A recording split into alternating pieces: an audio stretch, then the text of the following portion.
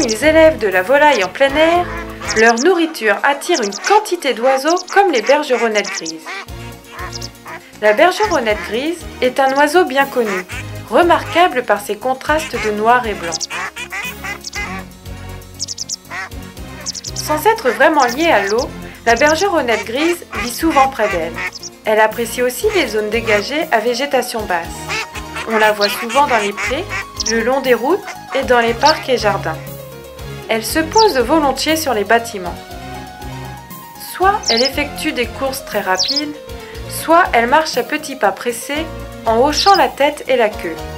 Certaines bergeronnettes adoptent des territoires de nourrissage en hiver, surtout lorsque les ressources manquent. Chaque mâle adulte défend son domaine contre les rivaux, mais autorise parfois un jeune mâle à l'aider si le besoin d'un allié prime sur la volonté de se réserver toute la nourriture. Le comportement territorial devient plus fréquent en saison de nidification. À d'autres périodes, la bergeronnette grise forme des dortoirs collectifs dans les roseaux, les buissons, sous les toits et même dans des serres. Certaines bergeronnettes migrent en automne vers le sud de la France, l'Espagne ou le Maroc. D'autres prennent le risque de manquer de nourriture plutôt que d'entreprendre d'hasardeuses migrations.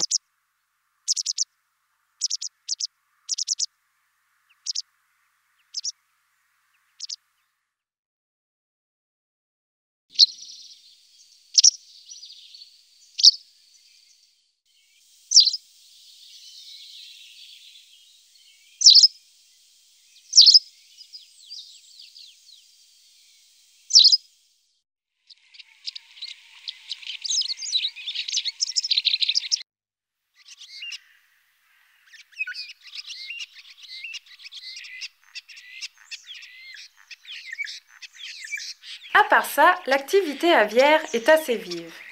À part la petite volaille, pinson des arbres, rouge-gorge familier, moineaux domestiques, mésanges bleus et charbonnières, chardonneret élégant, accenteur mouchet, verdier d'Europe, pouilleau véloce, mésange à longue queue, et même en ce moment des bruants jaunes, nous avons dans le secteur de nombreux couples de pigeons ramiers, 4 choucas des tours, un couple de griffes draines, 1 ou 2 coqs faisans à la recherche d'une copine, le pic-vert qui chante très souvent dans le fond du terrain, et les piques-et-pêches qui ont repris l'usinage d'un ancien pommier pour la réalisation d'un pipeau géant, sans oublier une quinzaine de pies.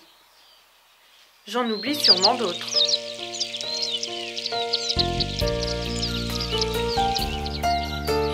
Si les efforts de lutte contre le réchauffement climatique ne parvenaient à empêcher une augmentation de 3,5 degrés Celsius de la température globale d'ici 2100, des experts affirment que les extinctions d'espèces d'oiseaux se feraient par centaines dans le monde.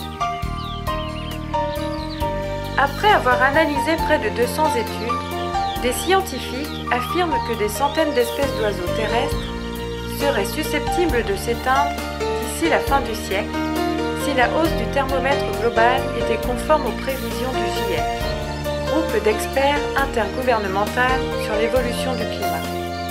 Plus précisément, sur les 8500 recensés à ce jour à travers le monde, 600 à 900 espèces seraient menacées d'extinction, avec une augmentation de 3,5 degrés Celsius d'ici 2100. Les plus menacés seraient les oiseaux de forêt côtière, les espèces endémiques dont l'aire de répartition est limitée, et les oiseaux de montagne. Ces derniers seront par exemple poussés à atteindre des hauteurs de plus en plus importantes, jusqu'à un point où les conditions environnementales ne leur offriront plus un habitat convenable. Des espèces aussi communes que les canards ou les oies seraient également menacées d'extinction si l'homme ne parvenait pas à empêcher cette augmentation du thermomètre mondial. L'élévation du niveau de la mer les obligerait en effet à se retirer plus loin dans les terres, où ils finiraient par se heurter au développement urbain. Aussi, les chercheurs préconisent-ils de poursuivre les efforts de restauration et de protection des habitats, de même que d'intensifier la recherche à ce sujet. les aires protégées seront plus importantes que jamais, mais devront être désignées en gardant le changement climatique à l'esprit.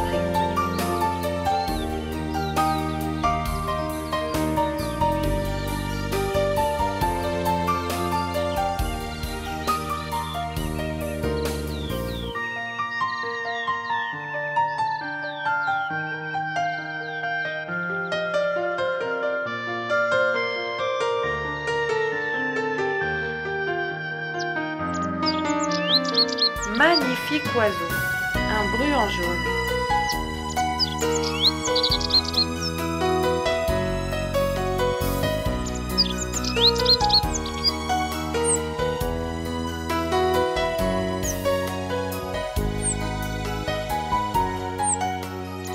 Nous quittons malheureusement Gilles et Jacqueline sans oublier leurs oiseaux. Mais nous reviendrons, promis. Et merci.